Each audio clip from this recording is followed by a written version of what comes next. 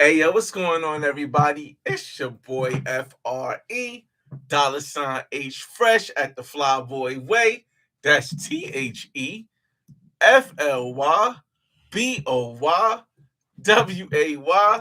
Don't ask why, just check out the channel.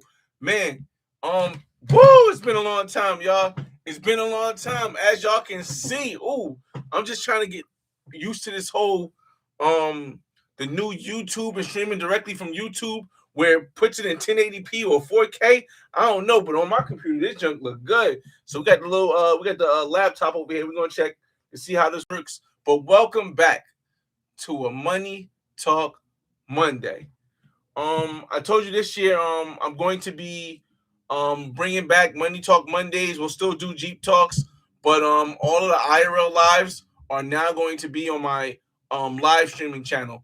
But as far as the Jeep Talks and the Money Talk Mondays we have, it's going to be on this channel. And if I go overseas and we do a little live stuff in a room or something, it'll probably be on this channel as well.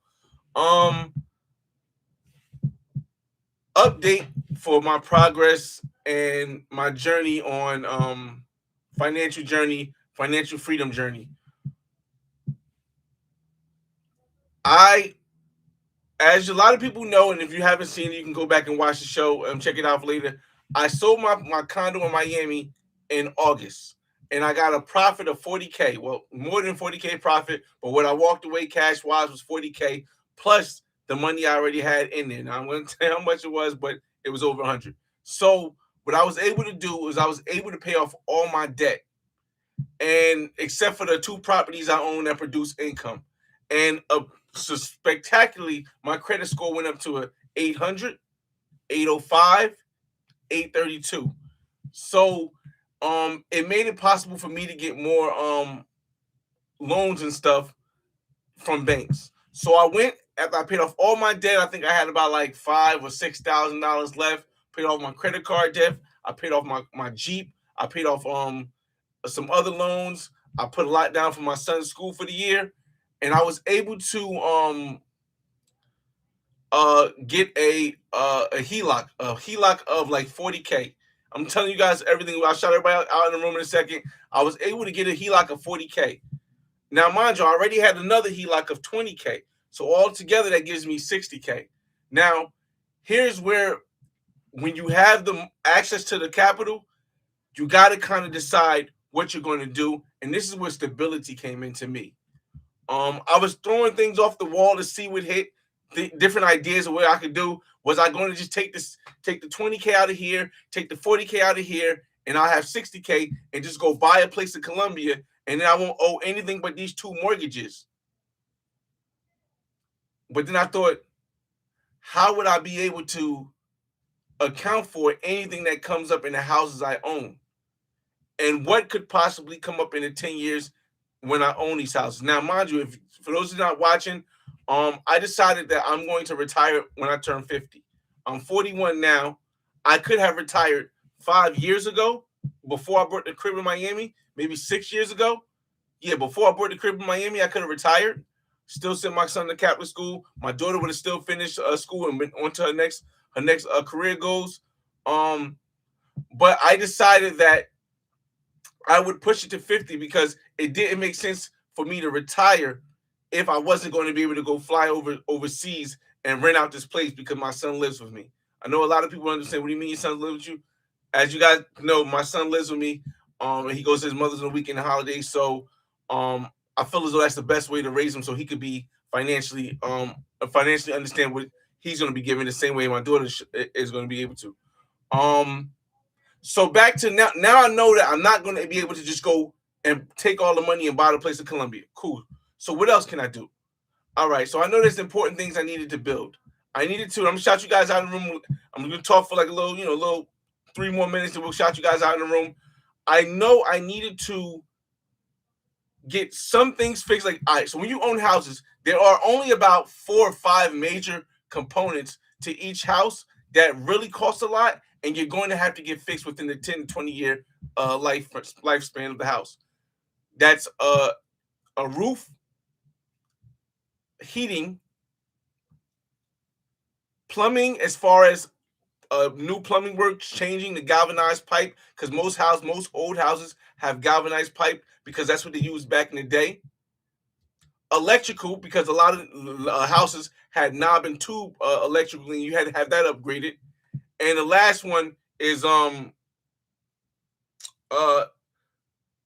any major rehabs that you want to do. So what I decided was, or before I decided, I thought I was going to buy a place in Atlanta. I was like, I'm going to take 20 to 30,000 out of the HELOC, because remember I told you I had 20,000 here and I had 40,000 here. I'm going to take 20,000 out and go buy a place in Atlanta, because I have a feeling, and I still do, that Atlanta is going to be bigger in the next 9 years before I retire. I feel as though Atlanta property value, when you could buy a house right now for like 180, is going to go up to at least $400,000 to $500,000 in the 9 years before I actually retire. But then again, I realized, what if in Atlanta I have to go and change the furnace, or change the electricity, or change the roof, things that you're going to have to do within a 10-year span.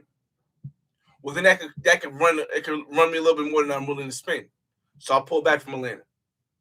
And I decided what I'm going to do is I'm going to stabilize everything I got going now.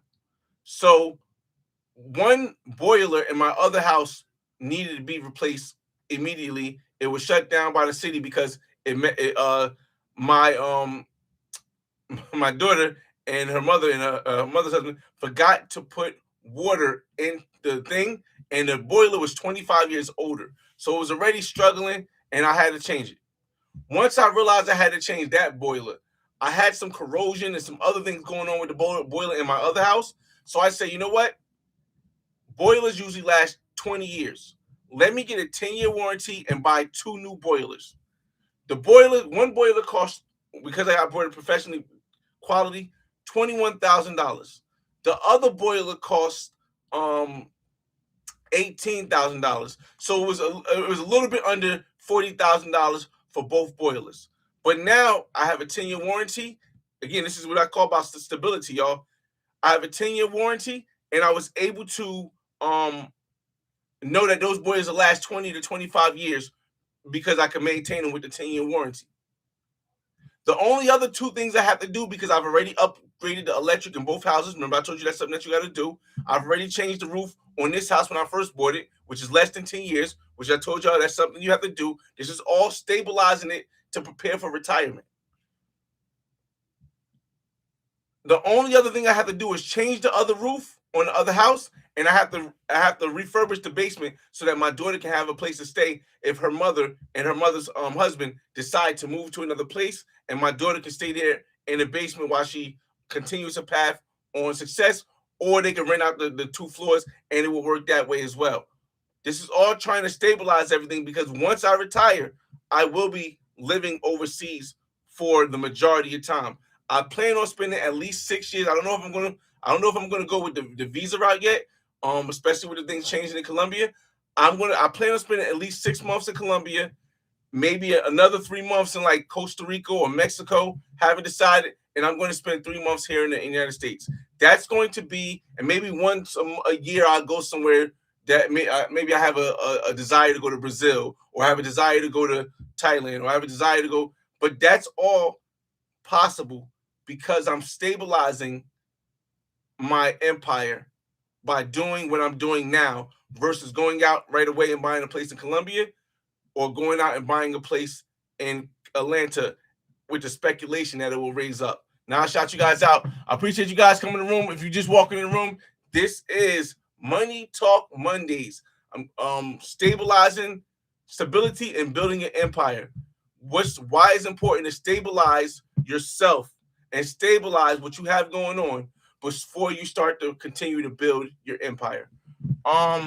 International Brown in the building. What's going on? What's going on? Coach K, what up? What up? What up? Long time, man. It's been a long time. Been on the grind. Y'all know last year I fill you guys in some more. We talk a little bit about that. We'll still talk about the topic. As you guys know, last year was a lot of running around. It was YouTube's 20th year anniversary, and YouTube was flying me all over the place to go link up with people because they see my channel, they see what I do, they see how long I've been on it, they seen something in whatever I bring across, and they had me going to different creators around the United States. Now, there are some places I just couldn't make it. I still raise my kid.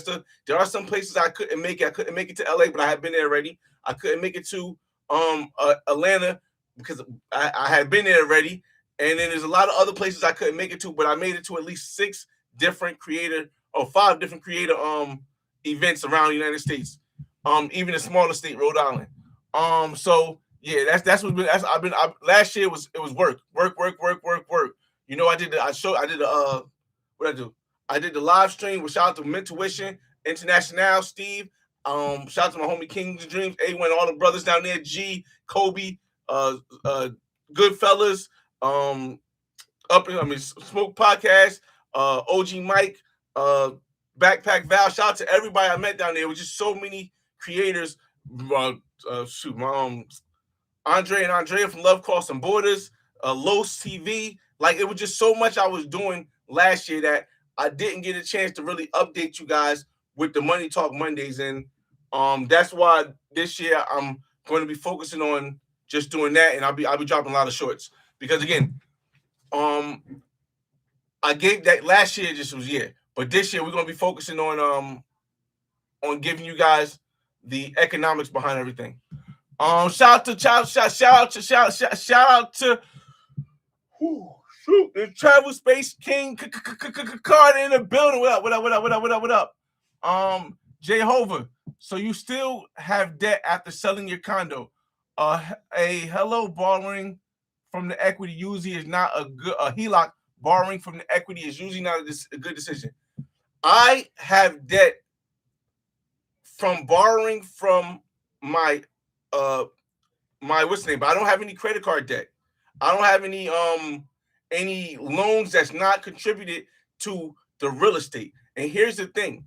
Because I took the HELOC out to purchase something that's based on the real estate, the whole $40,000, it's only $439, but the whole $40,000 becomes a tax write-off. A tax write-off that I write off over the 27.5 years. So while it may seem like you're taking a HELOC out to pay something down, I'm really not paying that because my tenants are going to pay the money for the fixery. And not only that, but then I get to write the money off on taxes to offset any kind of capital gains or any kind of money I have to pay on my regular job for taxes. For those of people that don't know, the United States is a capitalistic place, and it makes sure that the person who gains the most success is investors. And if you're not an investor, you are getting you are getting swindled out of a lot of money. For example, I work at FedEx still. I still drive trucks. I've been doing it for this 23 years going on this year. 2 more years to be 25 years. I still have to pay taxes on the amount of money I make every year. But because I write those taxes off through my business expenses, I end up coming out on top. So again, while it does seem like you're spending money from the HELOC to do that, because the interest not only is the $40,000 I spent on the purchase tax write-offable, but also the interest from the loan that I took is also a tax write-off. So at the end of the day, again, I'm not a financial advisor. I'm not your financial advisor, rather. So you got to do your own due diligence. But for me, it's not even. I don't see it as a something that's coming out of my pocket or something that's bad. Terrence Hill, what up? International Brown, about to be 40. Listen, again, for me, it was turning. We'll get back into the conversation about stability because it's all part of stability, giving you guys an update and everything. For me, what I realized is that you don't plan your retirement 5 years before you retire. You don't plan your retirement the year before you retire or after you retire. If you're going to retire, especially if you're going to do something like live abroad, especially if you're going to do something like run property, this is something you're going to have to do 10 years before you retire. Now, I've been doing this before, way before 10 years, because I knew I could have retired before. I thought I was going to retire early. When my son was living with his mother, I thought, hey, maybe I'll retire at 40, or 45 or 43 because I wanted to show them that I could work 25 years, and I would have been 20. I will be, as long as I stay in my company, I will be at 24 years at one company. Now, mind you, I've been working since 14 and I'm 21. So I mean I'm 41. So I've been working over 25 years. However, I've been at one company next year. I mean at the end of this year, 24 years. The end of next year, it'll be 25 years. So now I've shown my children, my daughter, my son, and whatever child I have when I go to Columbia, I've showed them that listen, if you're not an entrepreneur, I physically showed you can work 25 years and then retire. Now, that's all with building the empire as well. You're definitely motivation. Angel Garcia, I appreciate that, man. Boston Hard in the building. Salute, salute, salute. Just talking to Boston earlier. 916, what up, what up, what up? Brooklyn GQ, Brooklyn GQ, Brooklyn GQ. My fault. How did I forget? Happy New Year, everybody. I know this is the first time you guys are seeing me. I did drop a origin story because I felt as though an origin story is needed, and I was just so happy that I was able to drop that to complete what I wanted to do. But yeah, shout out to Brooklyn GQ in the building. Coach K said the plan is correct. Borrowing from the wrong instrument. I don't know. I don't know. I don't know. Maybe we have a different use of it, but I think for me, I'm borrowing from the right instrument because my mortgage, my income, my interest rate on my houses is so low. I have a 2.8 interest rate on one house. I have a 3.5 interest rate on the other house. We will never get that low on interest rates again. So it makes no sense to pay either one of the houses off, especially since they're both income producing properties, which I can write off on my taxes. I know a lot of you guys might not understand, but I'm giving a background again of why I do things a certain way I do, because I think it might help you. That's why I make these Money Talk Mondays. Even though I know they're not meant to go viral, they're not meant to grasp everybody's attention, they're not meant to entertain you, but they're meant to educate the people who are willing or want to learn about finding a way where they can either retire early, where they can live passively, and where they can have financial freedom to move the way they want to move. Let me see. Let me see. Kirby, Happy New Year. What's going on? Coach K says, did you think about tyranny? You mean retired in Panama? Nah, Panama, again, it took, mind you, I've been traveling since I was 18 years old. Before you start traveling internationally, I'm a firm believer that you got to travel in the area you know. So I first started traveling around New Jersey, going to different states. Then from New Jersey, I started traveling around the tri-state area. From the tri-state area, I started traveling around the United States just to move around and see what I like. You can see all this on my channel. You see videos from all over. Even last year, I was in Atlanta. I was in Houston. I was in Atlanta. I was in New Jersey. I was in New York. I was in Rhode Island. I was in Indianapolis. I was in Chicago. I was in Rhode Island. I was in Puerto Rico. Just because I've been doing this whole time to figure out what I like the most. And then I went internationally. So I've been to Cuba. I've been to Panama. I've been to Iceland. I've been to France. I've been in Europe. I've been to all these places. I've been to Brazil. I've been to Trinidad. I've been to Jamaica. I've been to Dominican Republic. I've been to Colombia. So I went all these places to find out what worked best for me. Because as I'm using stability, as I'm trying to be stable, trying to find a stable place where I can continue to build my empire, including with retirement. What worked for me the most was I've been to Ghana. Was Colombia, because of the fact that Colombia is not just one place. It's not just a Medellin. It's not just a Cartagena. I can go to Barranquilla. I can go to Bucaramanga. I can go to Bogota. I can go to Cali. I can go to San Andreas. I can go to Santa Marta, and I can vibe in all these places, which gives me the best opportunity when I'm spending 6 months somewhere to go different places and experience different things. So this is all a learning process that I had to learn, so that when I do continue to build my empire, it's stable.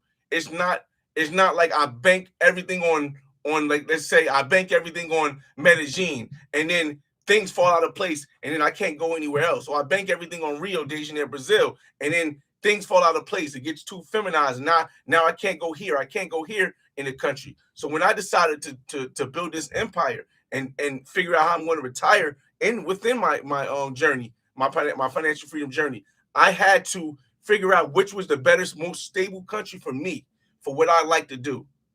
You know what I mean? And that's why I chose Colombia.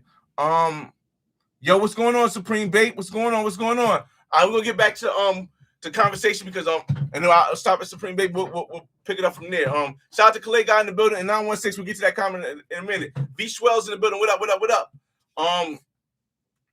So when you think of stability, what a lot of people miss is, for me, how I determine stability is I look 10 years out. What can I do now that can make sure that everything stays stable for 10 years? That was the first thing, was making sure that everything in my houses were upgraded, so I don't have any last minute problems where if I'm over in Colombia, I gotta come back to get it fixed, or if I don't have the money to get it fixed, or if the a lot of people saying the economy will get bad, if people are losing jobs. A lot of people are losing jobs now. When you do all this stuff in advance, you make sure your properties or your income is stable. You don't have to worry about the changes. Like, oh my God, you don't have to see me getting upset because YouTube videos aren't getting monetized as much anymore. Because when I was building a stable environment, I decided there's no way I could be a full-time YouTuber because that income hasn't been proven and been stable for more than 10 years. For 99% of the people, YouTube has not been proven to be a stable source of income to live the life, at least that I want to live, for 10 years. Most content creators, even the biggest ones, Corey Kenshin, Marquise Brownlee, Mr. Beast, Cutie Pop, these top creators have not been making money for 15 years off of YouTube because YouTube hasn't been monetized for that long for them to have made that much money at the top level. So I knew that it wouldn't be a YouTube, while it does give me a good amount of money per month, it's not something to depend on if I want stability. So again, this is all stuff that as I'm building my empire, I learned, because I didn't want to go and have to be worrying about this 10 years down the line. So that's another thing. 10 years. Can I still be making money at my regular job in 10 years? Maybe. Yeah, I could, as long as I don't get knocked out, fired. But I've been there for a long time. Could I still make money in 10 years? Yes. Will I have to fix any major things in my house in 10 years? Maybe only a roof, but there's money set aside for that. And when it comes to that 10th year, if I want to go live in Colombia, because if I have a kid there already and my kid's a little bit older, can I go get at least a 2-bedroom place for $60,000? How can I do that? Well, what I needed to do is I needed to take a bigger HELOC out, because remember I told you I got a $40,000 HELOC and I had a $20,000 HELOC. That's $60,000. I'm using like 20. I'm using 20 to do the renovations to make sure I don't have to fix anything over there, and I'm using another 10 to fix the house, to fix the roof when I have to fix it down the line. So that's 30. That only leaves me with 30 left. So now if I only have 30, I still need another 50. If not another 70, I need another $50,000 in order to say, hey, because with the way, for those that don't know, the way HELOCs work is that you get to take a HELOC out for 15 years. For the first 10 years, you just pay the interest. After that 10 years, you have to pay the interest and the principal back. So 41 now. If I retire at 50, I'll still have 1 year of pulling the money out before I have to start paying the interest back with the principal, or principal back with the interest. So my objective, because remember, stability is thinking 10 years down the line, at least 10 years down the line. My objective is, once I get what I'm getting fixed now and set aside the $10,000 I'm gonna need for the roof when the roof needs to get replaced in my other place, I'm gonna have $30,000. And whenever I do my taxes, I'm going to apply for a bigger amount of HELOC, because my house value is worth it, and I'll write off less taxes than I did last year, so that they'll see that I'm making some money, not only off of my YouTube, not only off of my real estate investments and my job and my stocks, but they'll also see that I'm making money off of YouTube as well. So once I do that, I optimally believe that I will get another $70,000, which will put me at $100,000. And now I'll have this $100,000 for 10 years, the use of it for 10 years, meaning that I'll be able to use it until I'm 51 years old. So now at 50, once I retire, I can then go and say, hey, let me get a place in Barranquilla. Because now that I get this place, my rental properties, which remember, 10-year warranty on the most expensive parts, 25-year lifetime of the furnace and everything, 20-year lifetime, a 15-year lifetime, 20-year lifetime of the roofs. I won't have to touch anything until I'm at least 62. So now I got the first beginning of my retirement at 50 with having all my properties. Now, of course, you got to set aside money for vacancy, but that's all prepared. But I'll be at 50 years old and I'll still have at least 10 years where the property is stable and I'm getting money in, and it'll pay down the HELOC I took. And remind you, all this is still tax exempt. So again, y'all, this is just, I'm giving, like, now this might not apply to everybody, but what this is showing you how I think when it comes to stability, to make you go out and you start thinking, you start pondering, okay, how can I make my life stable after a certain time? Do I want to continue to work at 60? Do I want to continue to work at 70? How can I maximize what I'm doing now so that there's a point where I can focus more on just making money, and I don't have to focus on fixing stuff, and I don't have to focus on paying down debt. So this is just, this is where I was going at. 916 says retired at 45 last year. Hold on a second. 916.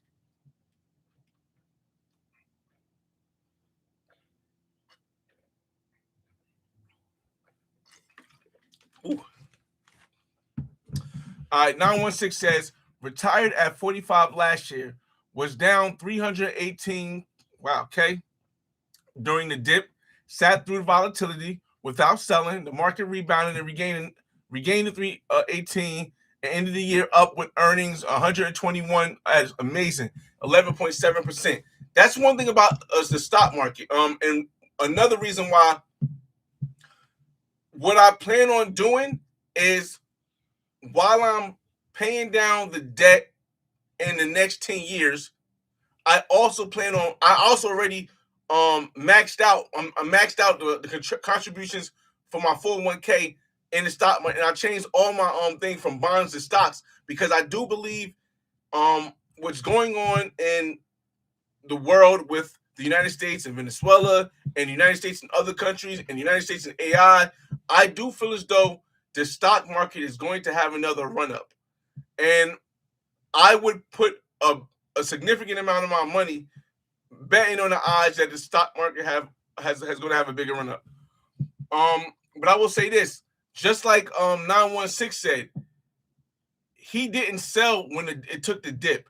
He let it just keep compiling, and that's the most important thing that you have to understand. If you take the emotion out of investing, you'll be a better investor. If you take the emotion out of investing, you'll become a better investor. And that's what 916 is saying, who said in the chat, is doing. Let me real quick. I need to check something real quick, y'all. Let me just check why that went like that. Hold on. 1 second, y'all. Let me turn this down, mute this. All right, give me a second. All right. All right, cool. All right, I just want to make sure see what's going. Shout out to Calais God in the building. All right, there you go. Fix that. I don't know why this. Oh, I gotta turn these list names off. I get it. All right, cool. All right. Now again, the most important thing when it comes to stability is you want to put yourself in a place where it's never going to be 100% assurance. It's never going to be 100% assurance that nothing goes wrong in 10 years. There's never going to be. But if you could put yourself at a higher level of assurance, 70 to 80 to 90% that nothing goes wrong, you can then focus on building wealth through other means, kind of like putting money in stocks. Now, I'm not fond of taking anything big like Bitcoin, but maybe I'll invest a little bit in like silver or something like that. But all of that is outside of paying back the loan I had to make sure everything stays stable. Now, I told you guys again, All that is tax write-offable. So I know a lot of people looking at it like, yeah, but you're taking the loan to fix up the house out of the loan, but that's how it's supposed to work. And that's why investors get the best tax breaks. Because this year, yes, I'm going to not be able to write off a lot of stuff because I want to show the true income I make. Whereas a couple years, I'm able to legally, I was able to write off thousands, tens, almost hundreds of thousands of dollars the last couple of years. I was able to write off. Definitely over the year, I was definitely able to write off hundreds of thousands of dollars over the last couple of years. This year, I'm not going to. Even though I can, I'm not going to because you're not forced to until like 3 years afterwards. But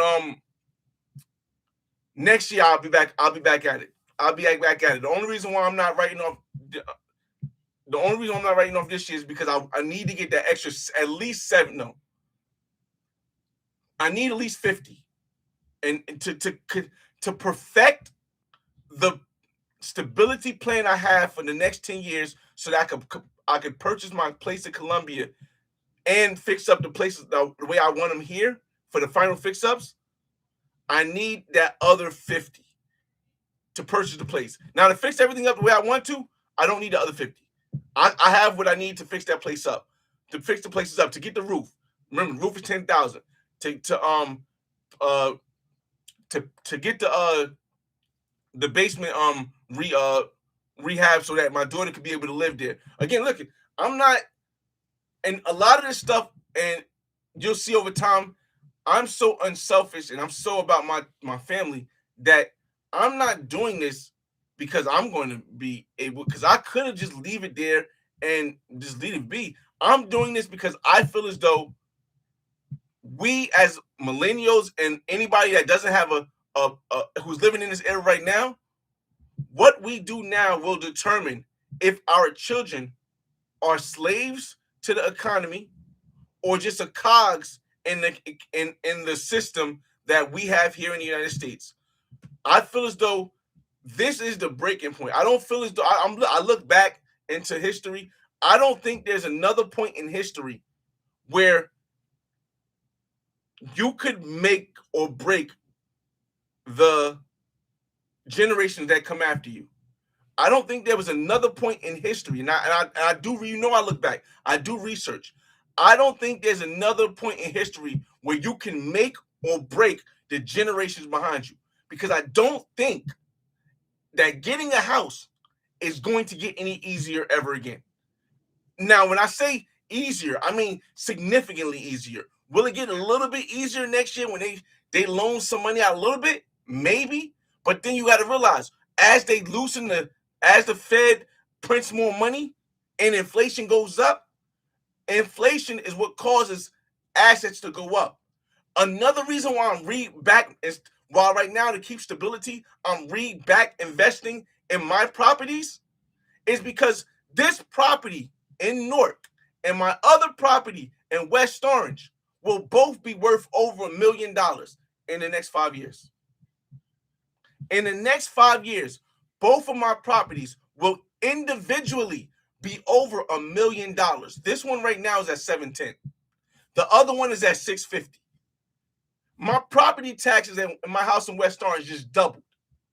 Target just built a whole building up the street from my house. Newark is just broke land last month on a multi-million dollar movie studio by a big company in Newark. So again, where I live is going to be in this house in Newark over $1 million. I'm not even going to knock on wood because but it's going to be over $1 million in 5 years. What's today? Today is Monday, January 5th, 2026. So by Monday, January 5th, 2031, this house is $1 million. My other house is $1 million. Because as the Fed prints money, as people can no longer afford housing, what you do now at this moment can change the rest of will, not can, will change the rest of your generations that come. And what I don't want to do is I don't want to be on my deathbed looking at the houses prices of North go crazy, looking at the houses prices of West Orange go crazy. And now I got to look at my kids and be like, yo, when I had an opportunity, what did I do? I traveled and I became an expat, and I couldn't build that wealth in the States when it was giving out free money to everybody because I was too busy enjoying my life. Now, if I could do it at the same time, let's have a party. But if I can't, or if I'm not, if it's difficult for me to do it until I'm 50, then I'm not. It just doesn't make sense to me. You know what I mean? That's just how I move, and that's how I feel as though I'm not only creating stability in my empire for me while I'm alive, but now I'm giving my children an opportunity to create stability in their empires that they build, whatever they do. Because I don't think I can't see at least New Jersey. Now, could they go to Atlanta and still buy some? I think so. Can they go to other places and still buy some? I think so. But nowhere where the money is going to be nowhere where the money that you get paid is going to be enough to suffice. I was watching something called At the Table, and it's from the Joe Budden podcast was talking, and he was like, yo, there's only 4 cities or 4 states in the United States where the average income can afford the average house. So yeah, could they go from New Jersey to Atlanta and get a house? Yes, but again, jobs are here. This is what keeps the stability of the property value going up. And while I tell y'all, look, again, y'all gonna think I'm a psychic because hopefully I'm still alive, and hopefully I'm still on YouTube, and hopefully I'm still here where I could play this video back when I can tell you right now, January 5th, 2026, my property is worth in Newark is worth $710,000. It's going to be over $1 million January 5th, 2031. My other property, 650, is going to be over $1 million January 5th, 2031. And then I could chop this up and I'll play it in 2031 on January 5th, and y'all gonna look like, oh, Flyboy was a psychic. And I'm gonna say, no, I'm not a psychic. I just understand what can and most likely will occur because I've seen what happened in the past and I study what trends are. And in order to maximize profit from that, I have to create a stable environment, a stable thing for the next 10 years. And again, I am $50,000 away from creating that stable environment. Matter of fact, no, I'm not. Incorrection. I have the money to create the stable environment. I am 50,000 away from not only creating that stable environment, but being able to build more generational wealth in Colombia for the kid that I have in Colombia.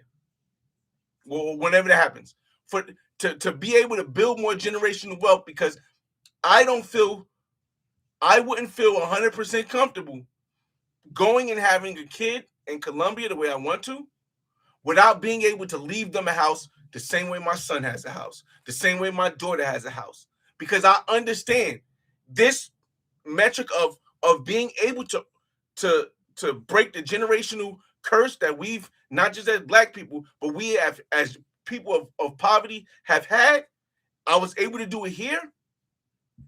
If I go over there and I have a kid in Colombia and I'm not able to do it for them, it's gonna wear on my soul. When I'm on my deathbed, like, damn, I didn't even make it happen for them. I was greedy. Now, everybody don't have to feel that way. But for me, that's just how I feel. Let me get y'all comments again, y'all. Again, you guys got any questions, ask away. We got about 20 minutes. We're going to make this an hour. My son's bedtime is at 9 o'clock. I'm probably going to go on Tinder because, as you guys know, I'm going to you guys might know. Yo, that's my fault. But again, I'm going back to Colombia next month. We're going to Barranquilla Carnival February next month. Every year, Barranquilla Carnival, We'll go to Medellin once or twice, and then we'll go to Petronio Alvarez Music Festival, and then maybe I'll mix up a little bit of Santa Marta when instead of coming to Barranquilla a couple of times, I'll go to Santa Marta once, something like that. But next month I'll be in Barranquilla for Carnival. Me and Kings of Dreams. All right, let me get your comments. Where we in the back? All right, V Swells. Calais God, let me see. Coach K says, put 7K max into Roth every year and look at dividend engines for annual revenue forever. I'm not, I like that. I'm not big on Roth only because my job matches my up to 6%. My job matches up to 6% for a certain amount and up to 3% or something like that. 6%. So if I was to invest in a Roth, I'll be paying after taxes and I'm not getting anybody to match it. So I just put the money, I put like 10% in my 401k because my job matches up to 6%. So and I put the extra 4% just because 10%, it was a round off number, it was good to use. What I try to do is I use 10% for savings for retirement. I use, mind you, we got pensions still too because I was grandfathered in. And I think I use 15% for investing. Right now, my investing isn't getting built at 15% because remember, I'm doing all this investing. I am investing, but I'm investing in products to stabilize my properties for the next 20 years, 10, 20 years. Shout out to A1 Day One Kings and Dreams in the building. 916. The market rewards those who are patient, not those who panics or emotion. That's a fact. I think that's is that Warren Buffett? I've been through the real estate 2008 dip, the COVID dip, 2025 tariff dip. History shows the market is always rebounds. That's one thing I think that gave us millennials, people born, well, not just millennials, or people born up to millennials. I think that's what gave us the patience to be able to create the environment and generational wealth that we have because we've seen a lot. I think more financial tragedies have occurred in the millennials' lifetime than any other generation before. 2000 to 2000.com crash, the 2008 housing crash, there was something else I'm missing probably. The 2020 pandemic crash, the 2025 tariff temporary crash. So we've accustomed and been able to adjust to figure out how we can push through it. I can't see our children being able to do that. Boog Wild, what up? Salute. Boog Worldwide, what up? Facts, they trying to do a 50-year mortgage. Honestly, if it's an income producing property and that's the only way I can get in, I would take the 50-year mortgage. If it's an income producing property, let me tell you why. A lot of people look at the fact that you're paying tons more of interest. But if it's a property that you own that you're renting out and you can live in the basement or live on the third floor and rent out the rest of the house, then are you really paying the mortgage? Even if you're paying on the interest, or is that interest coming out from the tenants that live there? Again, it's just a matter of how you guys see something, and sometimes how you see something can change how you perceive it because you see it coming out of your pocket, but you don't understand that if you can write it off in your taxes, if you have another job, all the tax money from there is, but get your own tax advisor. I'm not telling you guys what to do. 916 says Flyboy is building generational wealth, which is smart and responsible as a father and man. Much respect, and I know you enjoy it. I appreciate it. Yeah, man. Again, like I also watch. Shout out to Barber TV. I also watch other people who are maybe a lot older than me, but are doing what I can see myself doing. Now, I won't see myself traveling that many places. That's not me. I love to travel, but I like to have a consistent place. So when I start traveling, maybe I won't be in the same place in Colombia for 6 months, but I will most likely be in Colombia for 6 months, and I'll just be moving around. When I'm in in different countries, I'll be there, but I might be in different places. But I definitely won't be doing like 5 countries a year. No, it's just that's just not how I move. But I like to watch other people to give me ideas. You know, I just started watching this couple where the guy retired at 50. Pinky in the Brain or something like that. Philly in the Brain or something like that. I was watching their channel the other day when I was like, oh, he retired at 50. His wife retired a little bit younger, and they're living in Thailand right now or Vietnam right now. I don't know, something like that, and they're moving around, but they're slow traveling. I think that's something more of what I would do, where I would slow travel, because that would help me relax and just be able to enjoy and show you guys the real. Because I like building. Travel is good, but I like building networks. And you really can't build a connection with anybody if you're only there for 2 months a year. So you got to be there very often. Like I was able to build a connection with some of the women I was trying to build my legacy with because I was going multiple times a year. I was only there for a week at a time or 4 days at a time. But you go to a place like I go to Medellin. If I went to Medellin 6 times in a year, it's like, all right, so I'm seeing her every other month. So it makes it a little bit easier. And that's how I plan on, continuing to build my legacy and keep my generational wealth. Kings and Dreams. 2021 was the best year in recent history to purchase international property, which is why I got mine. Yup, definitely. Shout out to Kings and Dreams. A1 Day when in the building. 8 Table is a show. I think 8 Table was a show. I just started. I just saw it. Like it came out on my time thing. I watched a couple of episodes with Ish. And I was like, oh snap, because I'm really into the finance thing. So I was like, oh snap, it's pretty good. It's pretty good. You're fine. What up? What up? What up? New Year, Happy New Year, man. It's been a minute. Again, y'all. You guys got any questions? We got 14 more minutes before we end this, or 13 more minutes before we end the live stream. I just wanted to just try to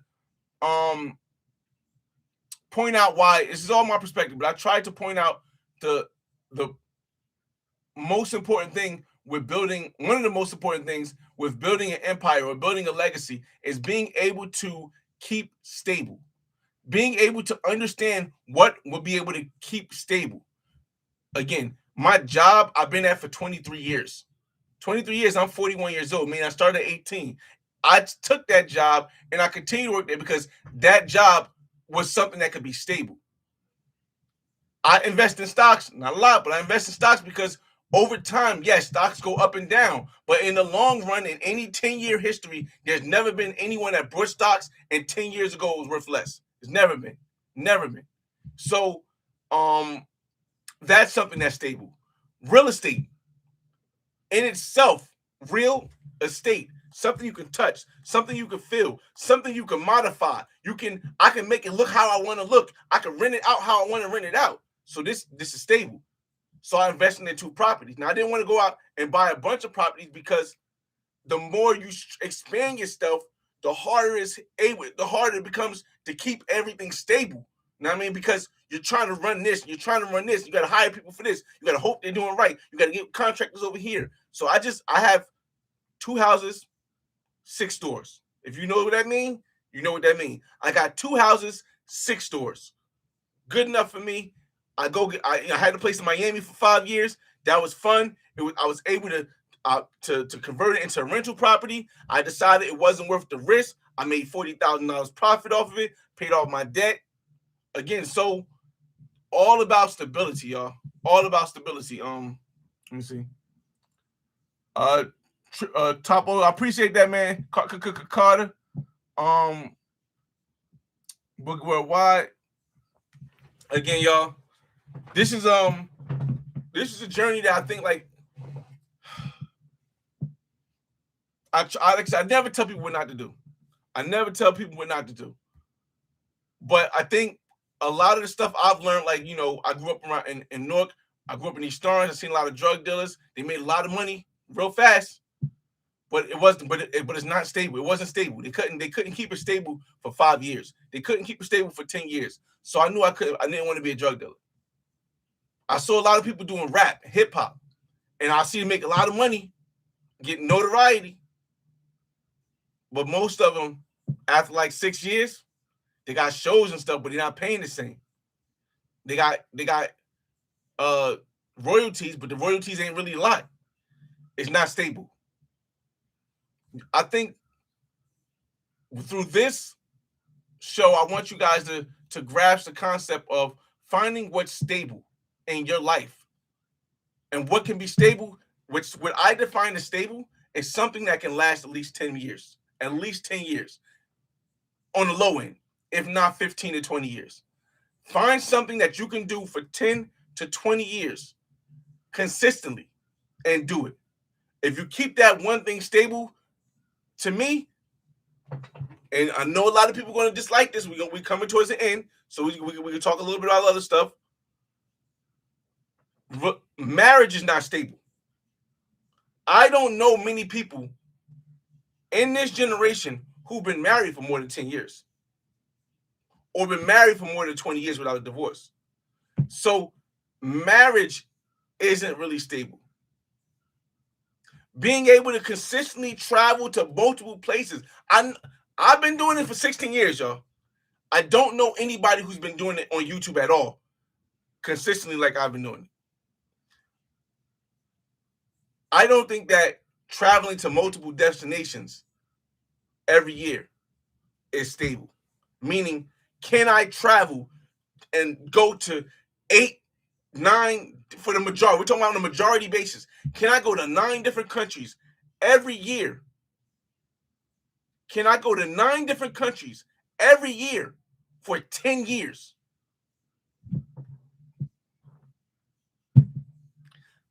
15 years? No. We're not even talking about the income. We're not even talking about the being tired from traveling. It changing your health. Nah, it's just not. Shout out to Making Billy in the building. What up? What up? Just Vaughn. What it do? What it do? What it do? Again, we're joining. If you guys got any questions, I'm gonna let this.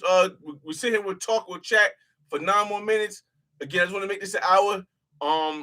If you're just joining the live, welcome to Money Talk Mondays. This is all about having stability when building your wealth, building your empire, building your legacy, having stability and what it costs. I hope you guys got the gist of, while trying to build stability, understand that you got to think 10 to 15 years. Don't think 5 years. Don't think 1 year. Don't think 7 years. 10, 15 to 20 year plan. Also think, what can you do now that will make it so that you don't have to worry about something breaking, something. Cars don't last more than 10 years mostly. I mean, of course, you have collector cars. I got collector cars, but I don't drive them every day.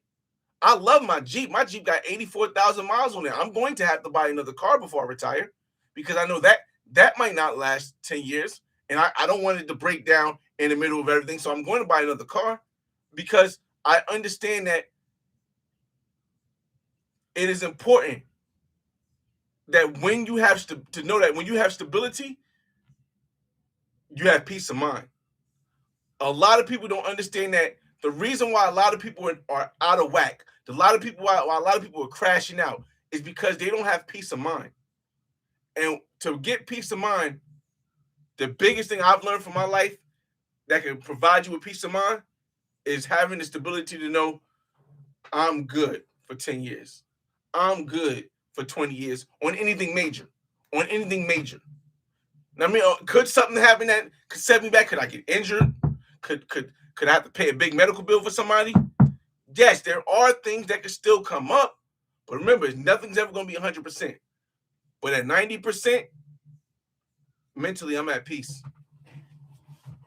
I can look at my videos and I can add music to my video knowing that I'm not going to get paid on YouTube. Knowing that it's going to bring the channel down from being pushed out because YouTube wants to push out monetized content that they can pay the people for. Because I'm at peace. And you can just see when some people aren't, unfortunately, because they didn't plan to be stable. And I hope that at least people listen to me. I hope the people that are at least listening to this are really considering, what can I do in my life? Now, I'm not talking about me. I'm talking about you. The 18 people watching right now, the millions of people who are watching this video later, I want you to just look in the camera and listen and then think to yourself, what can you do to make it so that your life is stable for the next 10 years? or for the next 15 years, so that you don't have to worry about anything major. Are your kids in school? Are they going to private school? Are they going to regular school? Are they getting? Are they good in their classes? What can you do to make sure that stays consistent? Are you in a relationship? Do you really love the person, but you fear that they're going to require marriage at a certain time? Well, what can you do, or what can y'all discuss to make sure you have a timeline? Like say, hey, for the next 10 years, let's just be in a relationship. Let's focus on building, and after that 10 years, let's take what we built, and then let's go get married. Let's go get a house and do all that stuff. Or after 10 years is up. So at the end of the 10 years, if we do get married or we do get in a relationship and it doesn't work, we're already up on both sides. So if we split, we still good. But this is what a lot of people don't really think of, the stability that you need to stay at peace. That's what I want you guys to do.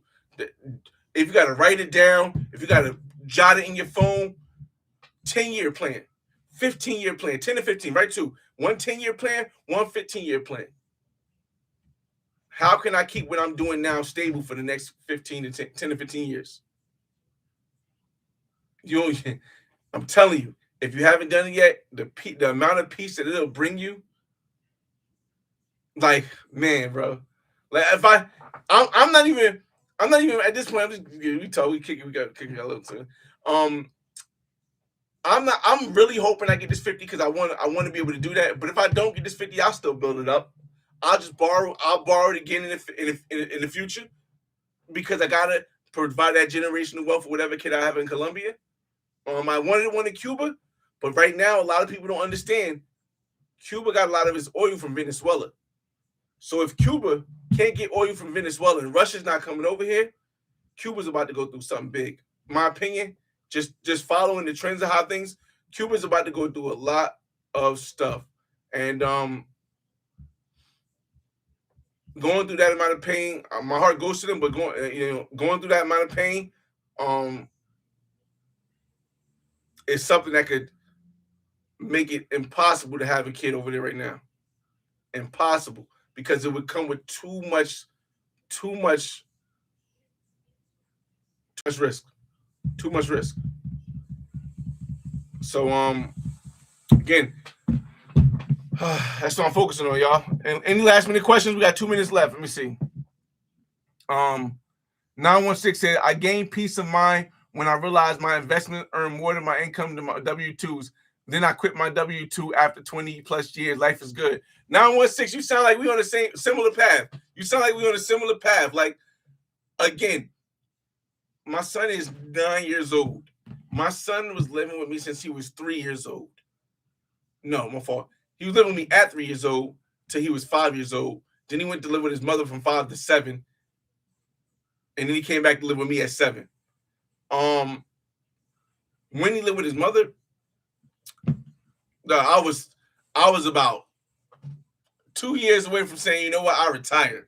Because I don't, when I bought the place in Miami, it was just for shits and giggles, man. Because I already had everything. I said, you know what, let me just go buy this place. Let me just go enjoy it. I mean, and when I sold it, it was like I could do it again. But yeah, 916. I know that feeling. But again, it was all to me about making sure that my kid, because I said on a lot of other shows, I said on the Beers and Bottle podcast interview I did, I don't ever want my children to be like, hey, Dad, you said you want us to work 25 years and then go retire, but you was an entrepreneur. You stopped working after 10 years. You stopped working after 15 years. Now I got to depend on my pointing out another person who did it to say, look, but he did it, son. He did it, daughter. And I never want to be like that. No, there's nothing wrong with it. But I never want to be like, yo, I got to point to somebody for my kids to realize, yo, they did it so you can do it. No, I did it so y'all can do it. Either y'all be an entrepreneur and y'all retire, or y'all be a 9-to-5 worker, work for 25 years. Now, I've been working for More. Remember, I'm 14. I mean, I'm 41 now. I've been working since 14 years old, legally since 14. So I'm way over 25 years. But not only did I do 25 years, I did 25 years at one company. So if you tell me you can't do it, now you're making excuses. So that's important for me. Let me see, y'all. Let me see. Last comments before we end this live. We just hit the hour mark. I appreciate you guys. He's a good. Jay Book said good luck, China. We just y'all know we got that Grinch pair, man. We gotta again. I don't have to buy any sneakers and stuff for Barranquilla. I got one more pair of sneakers coming in the mail from China for Barranquilla, and then I haven't even packed yet for Barranquilla, y'all. I mean, I haven't really packed yet because again, we'll kick it for a little bit.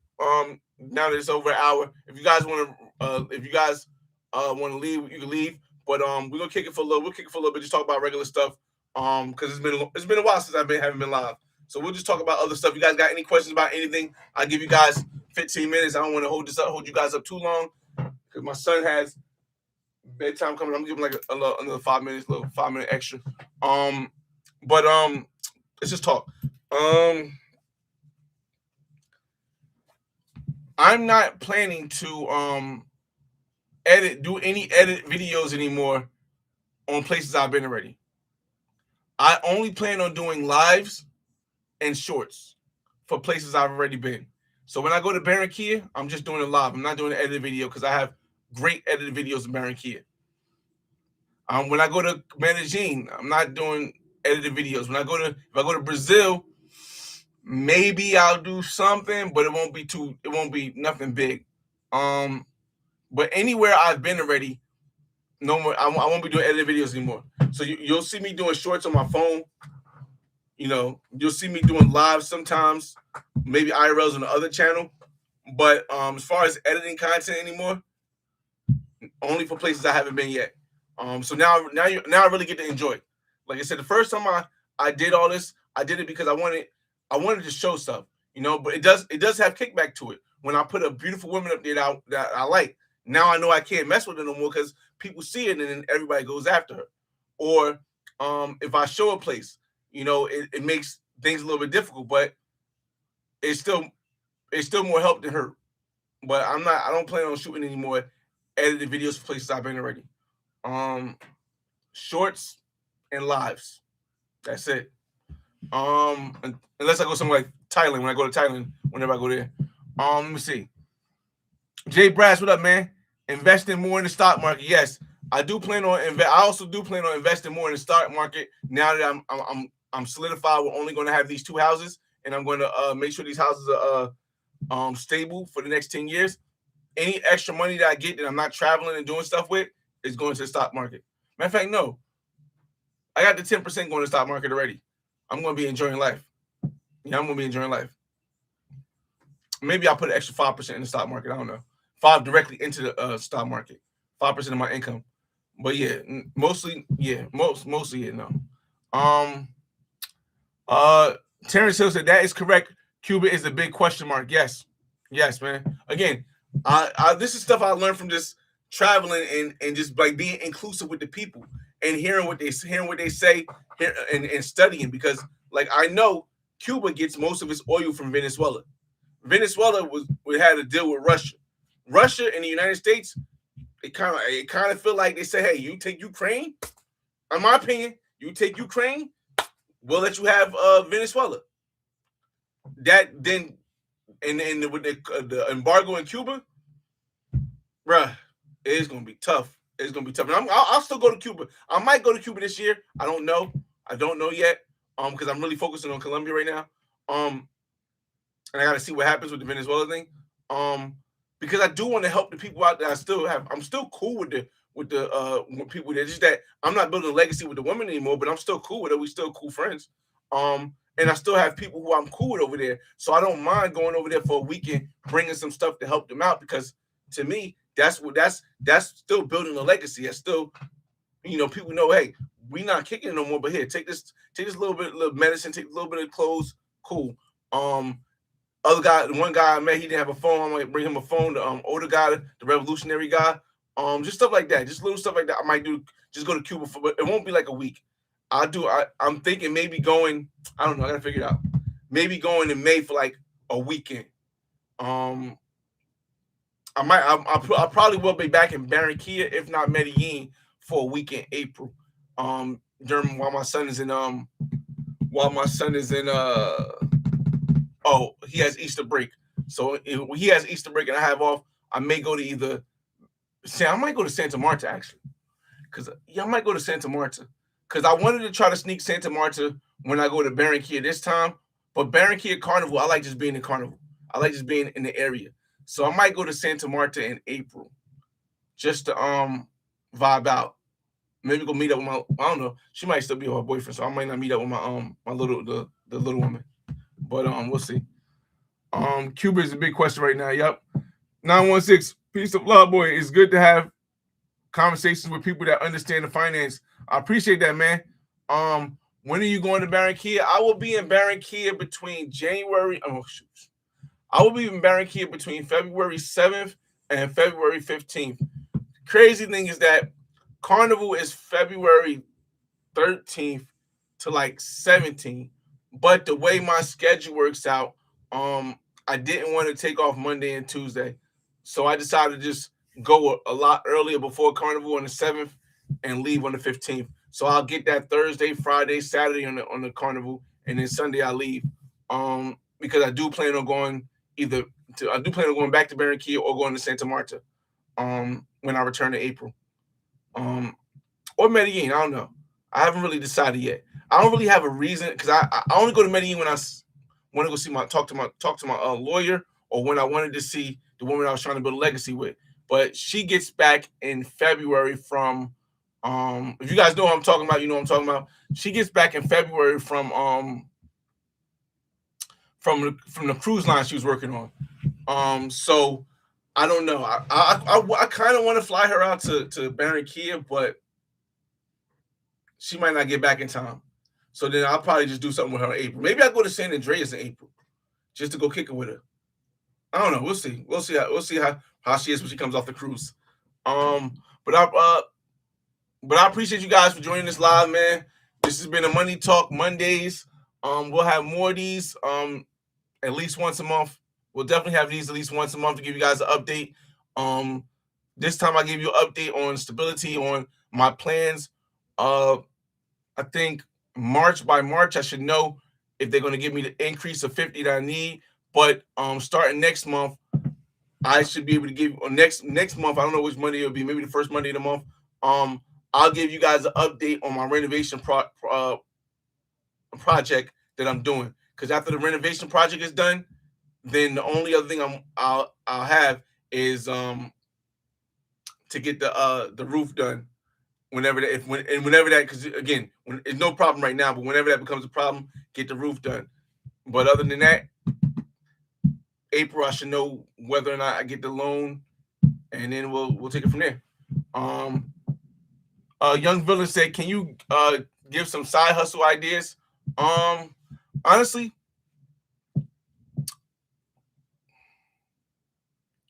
YouTube is good if you want $200, $300, $400, but the time it takes to invest it, it's got to be like a long term play.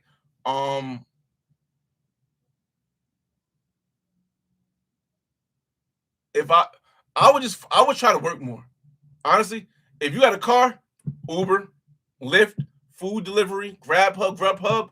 If you got a car, if you got a bicycle, and it's not cold in your area, or one of the motorized bikes, side hustle right there. But honestly, I would try to get a career where I could work more, where they just need right now, UPS and FedEx wouldn't be hiring because it's after season, but Amazon is laying off too, seasonal workers. I don't know, man. Again, if you can't get more hours at their job, I would say if you got a car, like I said, Lyft, Uber, food delivery, yeah, I don't know. It's tough, man. It's tough to find. A lot of people don't understand. It's tougher to find side hustles when the job economy is like I could point 8 different channels out that's talking about all the amount of jobs is getting away. I know. I just heard about a town where the majority of people in the town lost their jobs. So yeah, I don't know, man. Learn AI. Learn AI. You can find something. You can find something with AI because AI. Even if you look at the image on this, the screenshot on this right here, I used AI to develop that screenshot. Where normally I would have to pay an artist, a graphic artist, to do it. I might have to pay a graphic artist $50 to $100 to create that image that y'all seen on there. But with ChatGPT, all I had to do was describe what I wanted, and boom, and put and send them my picture, and then boom, the image came up. So yeah, man, learn how to use AI. You might find a way. How was Ghana overall price, women, nightlife? Would you suggest to go there for Dirty December? If you got pockets, yes, I would suggest Dirty December. If you got the pockets, I would say yes. Pockets meaning you got to have at least $4,000. A lot of people say you need more, you don't.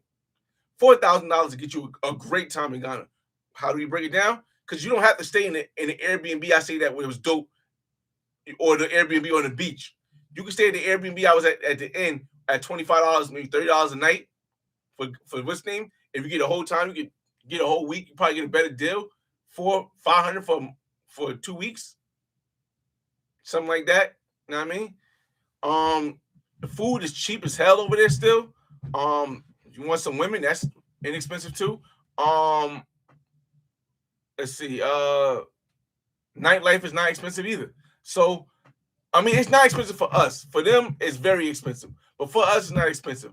Getting in the club might cost $5, $10 max. Yeah. So I would say it's worth it once in a lifetime. Will I go back? I hope to go back once I retire. Do I plan on going back before I retire? No. Do I plan on going to any other African countries before I retire? No.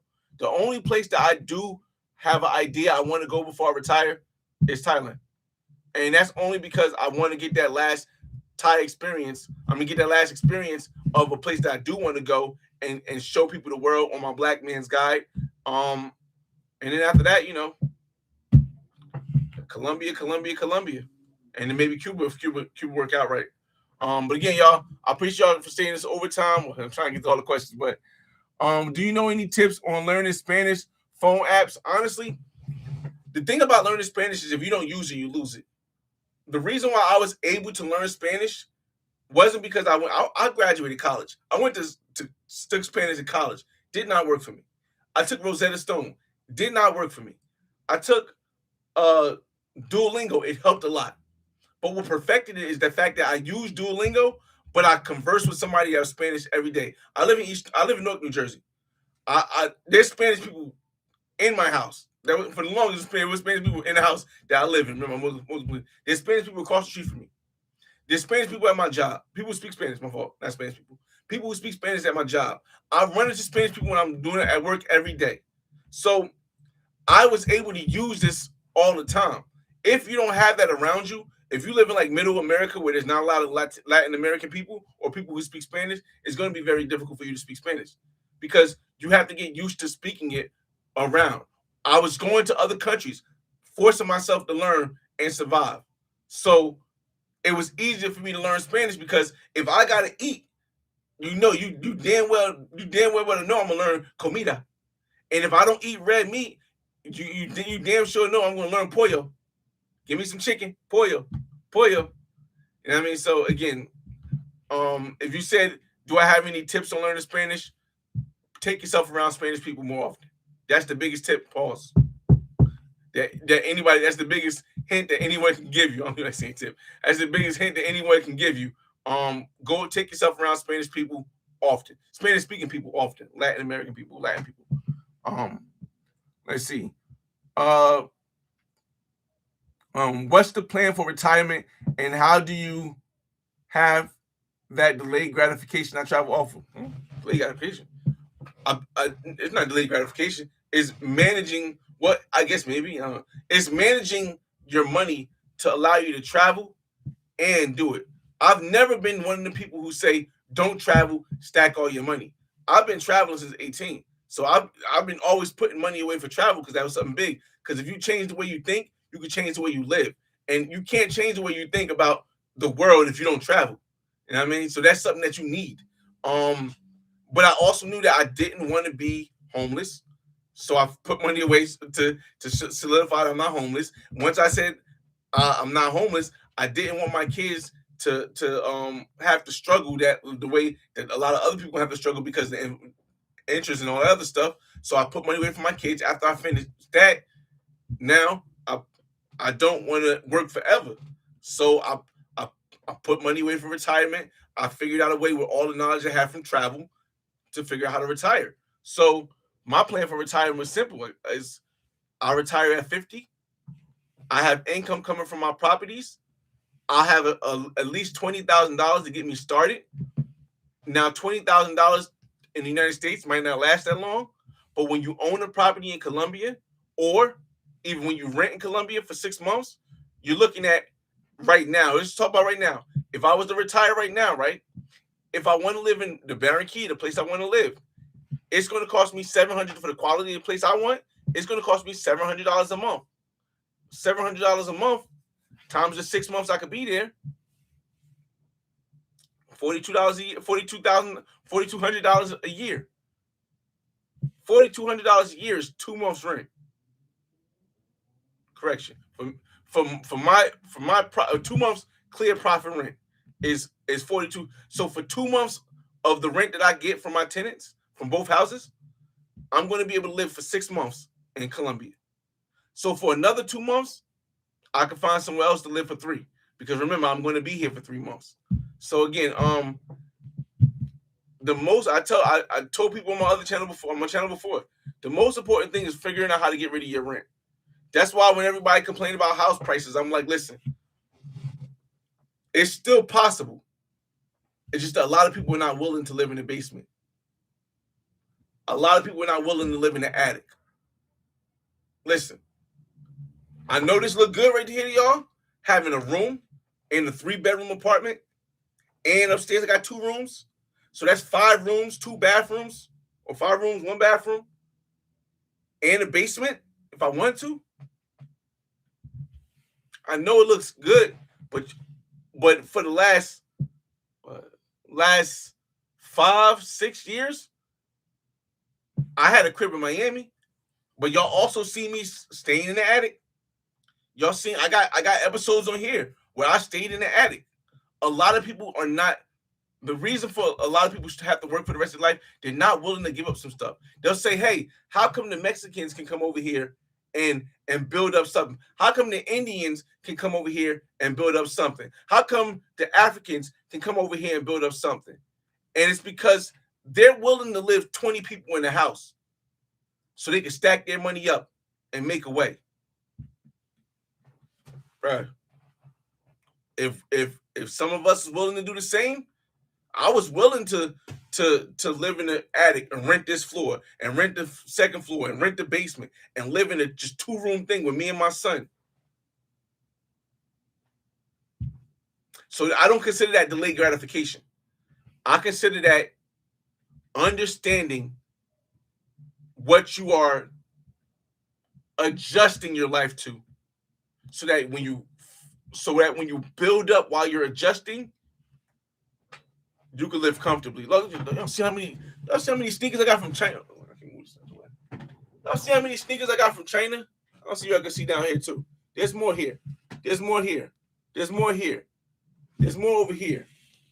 There's hats. Y'all see the laptops I got, the cars I got. All that's not from delay. I ain't delay no gratification. I just modify how I live. What's the basic necessities I need? I need a bathroom. I need a shower. I need a bathroom with a shower. I need a room I can sleep in, and I need a room my son can sleep in. I only need 3 rooms.